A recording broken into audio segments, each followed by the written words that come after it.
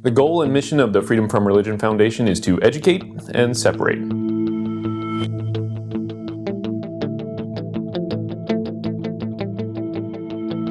We work to educate the public about what it is to be a non-believer in this country and to keep state and church separate, to defend the wall of separation between state and church.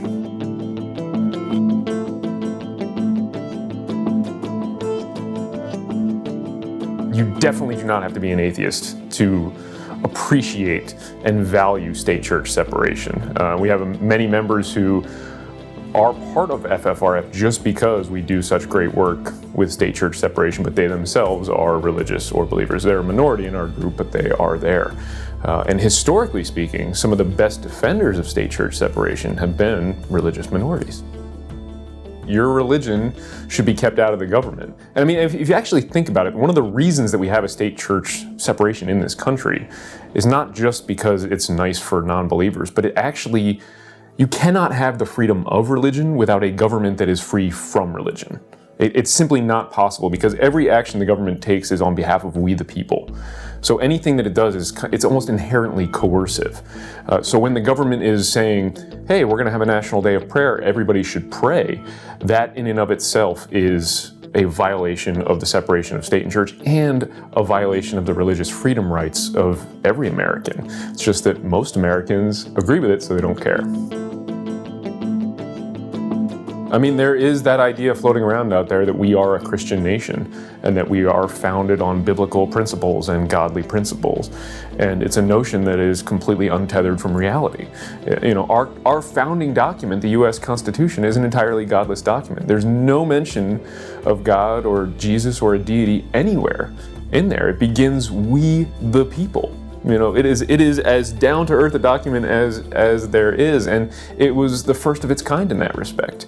And it was the first of its kind to actually sever politics and religion.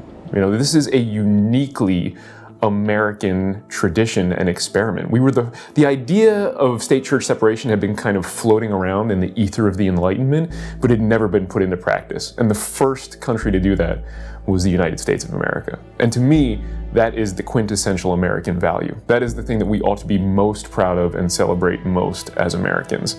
So when you're talking about us being watchers on the wall of separation, it doesn't get more American than that. What's happening in the courts right now is scary. Donald Trump has already nominated more judges than President Barack Obama was able to do in 8 years, and most of them are going to be able to get through because of the Republican Senate. And that's, you know, neither here nor there in terms of which party you support, but the judges who Trump is nominating, if you are for state-church separation, they are very scary. Many of them do not think that concept, that idea, which, I mean, they think that because the phrase itself does not exist in the Constitution, that the whole idea is nonsense and doesn't exist. And I mean, this has been a bedrock American principle since the founding. Jefferson, Madison, Washington, Adams, these guys absolutely supported the separation of state and church. And to have judges who think, well, those particular words aren't in the Constitution, so it doesn't exist, that's who Trump is nominating. And by the way, the right to fair trial, for instance, that's actually nowhere in the Constitution. That's a nice little phrase we use to sum up several different rights in the Fourth and Fifth Amendment, and it is still absolutely a right that we have. So I think bringing it back to Trump, you know, the nominees that he has put forward are terrifying. Jeffrey Mateer worked for a group called the Liberty Institute, which is sort of the anti-FFRF, exactly the opposite of everything FFRF does. This guy thinks that transgender kids are part of Satan's plan. He has worked to fight to give Christians a right to discriminate in the name of their God.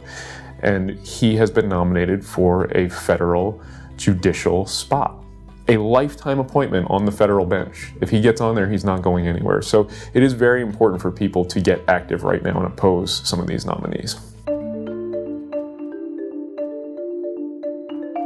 What is happening with the Supreme Court is scary, and what could happen in the next 3 years is scary, or possibly the next 7 years is even more terrifying.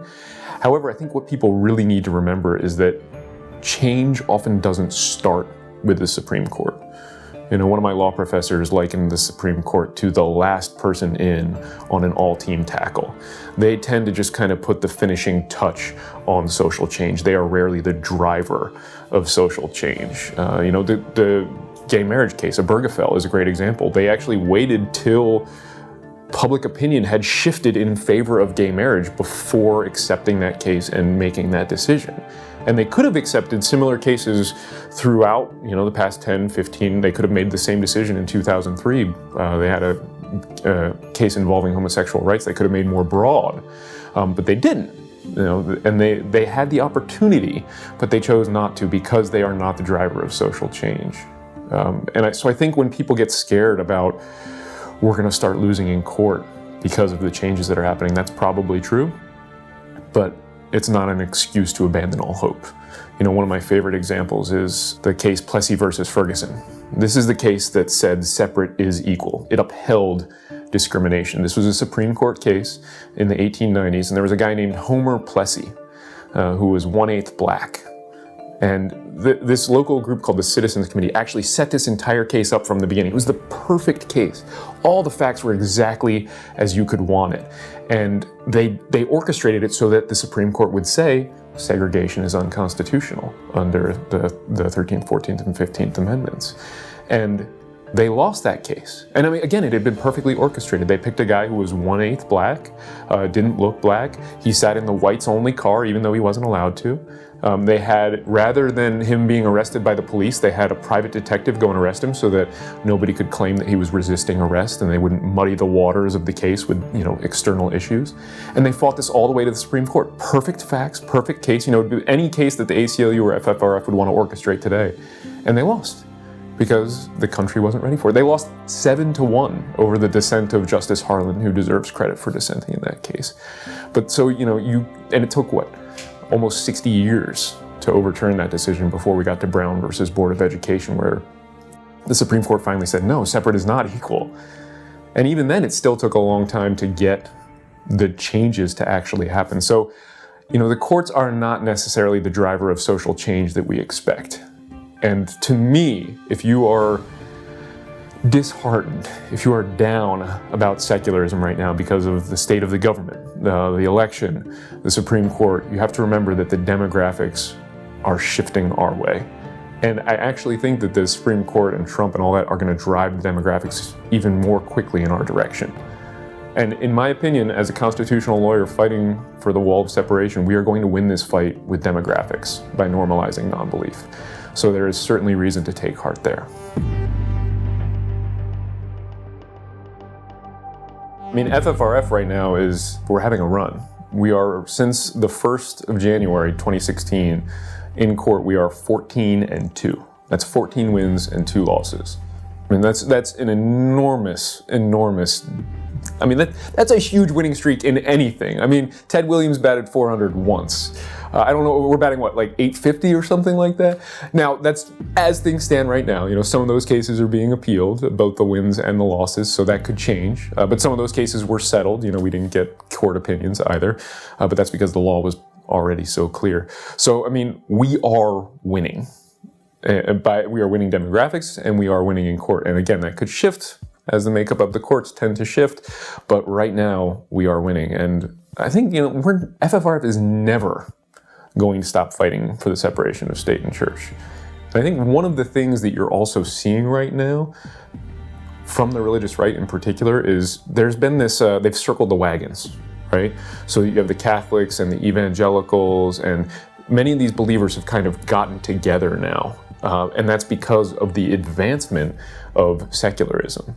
If you want to take a really simple, great, kind of also ridiculous example, In God We Trust on money, the reason courts have upheld that is because through rote repetition, it has lost all religious significance. Now pause to appreciate the hypocrisy of that, right? Because if the Supreme Court or any other court in the land said that John 3:16 had lost all religious significance through rote repetition, or that the rosary, praying the rosary, was no longer religious, the outcry from the religious side would be enormous and immediate. But they don't care because it's forwarding their agenda. And I think partly what you're seeing here is they're circling the wagons because we are gaining so much ground.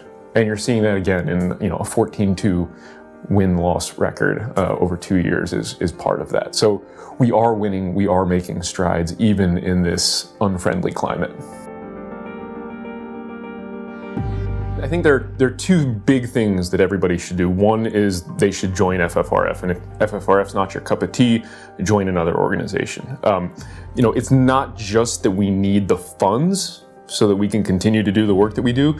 We need your number added to ours. We need your voice to magnify our voice. So for instance, when we write to a court or to a local government and say, hey, we have 1,000 members, we have 2,000, 5,000, 10,000 members.